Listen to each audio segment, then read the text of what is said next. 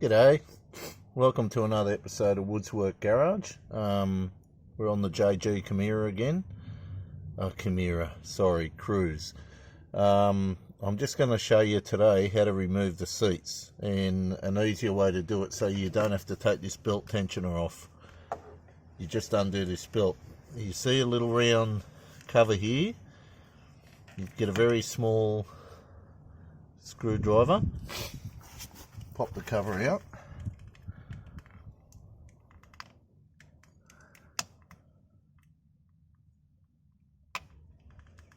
It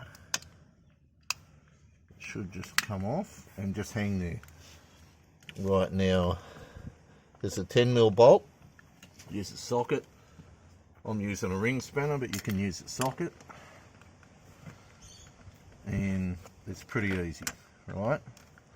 Just undo it, and this seat belt buckle looking thing actually splits open and you can get it out.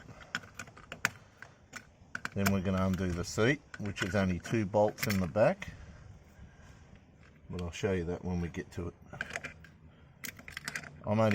The reason I'm taking the seat out, believe it or not, is just to fit seat covers. I've already done the driver's side, so it's just easier. You can see that just comes off. I'm just gonna, where's the camera? That just comes off. Hooks in the bottom there.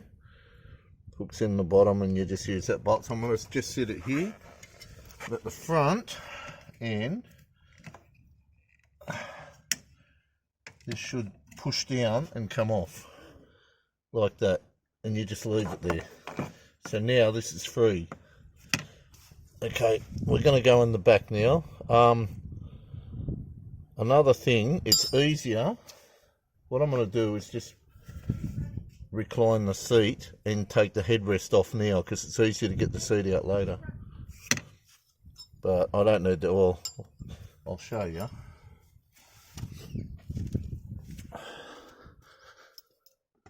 Okay. I don't know if you can see, but there's just two tabs that you push in, 2 buttons, and you slide the headrest up, but it's not a lot of clearance when it's upright. So I'm just going to tilt it back and slide it out, and then we'll get in the back of the car and I'll show you where the bolts are. Okay, this is the top of the seat, and these, you've got to push that one, and this is the normal adjuster, this one, but if you want to pull it right out, you've got to push both of them, this one as well. Okay, I'll set this up as best I can. I'll show you the bolts. Okay, once again I apologise. I've got to work with what I've got. There's 2 bolts. There's one there, and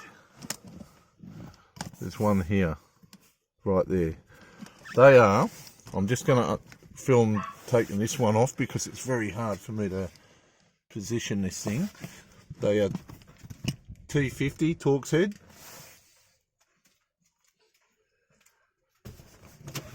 Okay. The seat is slid all the way forward, but I probably shouldn't have I've put the backrest all the way forward, but I think it might be in the way. So these are very tight.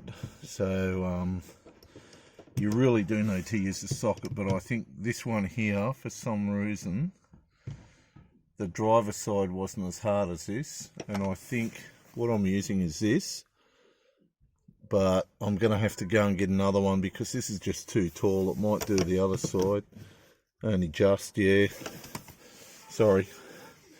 It'll do the other side, but it's just a bit too tall. Actually, I might see if I can pump this seat up. Just give me a sec. Okay, that's fixed it. I just raised the seat height up. So I'll try not to get in your way, because every video I make, I end up getting me big buff head in the way. So these are very, very tight. They've got thread locker on them.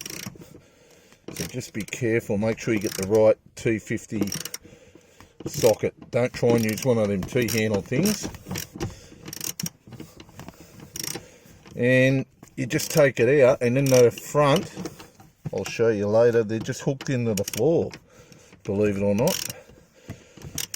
And once I get these off and I get the seat free, don't lift it, just sort of tilt it back a bit because there's wiring underneath. I'll show you. There's a plug. Disconnect your battery because it's for the SRS.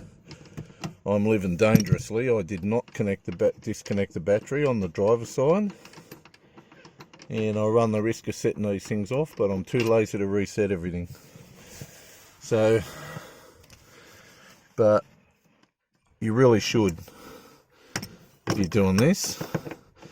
And whatever you do, I know from the Commodores, do not turn the ignition on when you've got the seats out. When you've got your SRS disconnected, don't turn the ignition on because you get an SRS light straight away.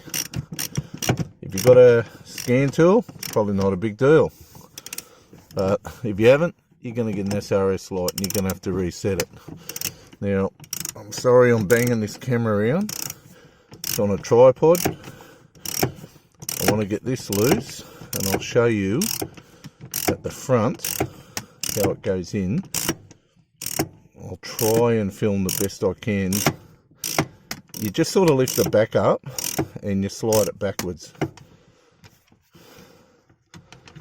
So, and I'll show you this bolt. It's got thread locker on it already.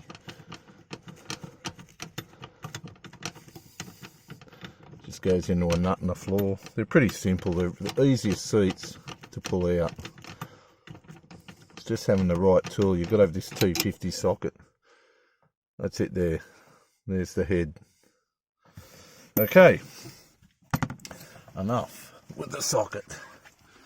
So how am I going to film this? I shall try and set this up. Alright. This camera might fall. I hope not. What I'm going to do is just show you that you lift the back up and you slide it back.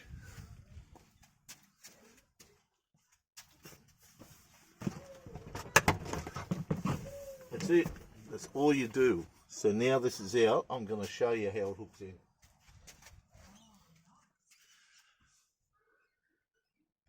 Okay. I don't know. Can you see down the bottom? I'm holding this seat up. You can just see underneath there. Sorry, I've got this phone on a bad angle. See there? Those hooks, they go into there, the slot in the floor. There's two slots. Oh, hang on. This bloody tripod. No, I can't. There. Bloody tripod. I tell you, sometimes I could just throw this thing. Alright. What I'm going to show you, I'll try underneath. There is a plug, and I hope you can see this. I'll just get it back there. Now, you lift that up. Lift that up, and at the front there is a lock. Slide it forward, and this will come undone. And that's your plug, and your seat's out. And that's all there is to it. So, installation is the reversal. The first thing you would do is plug that in, and then you would slide your seat into the grooves at the front and then put your two rear bolts in. And last thing would be the headrest. But I'm not going to film anymore because all I'm going to do is put a seat cover on and put the seat back in. But that's how you remove a seat in a Holden Cruze. Anyway, like, share and subscribe, and I will see you in the next one. Thank you. Oh, by the way, quick update. If you watched the rocket cover video, it's cured the problem by the look of it. No more engine light, no more lean fuel engine light, no more code for lean fuel. So it must have been that positive crankcase ventilation valve in the rocket cover. So yeah, she's all good now, I hope. So far so good, so long as it's ever gone without throwing a code. So it looks like it's fixed. Anyway, like, share and subscribe. See you in the next one. Bye.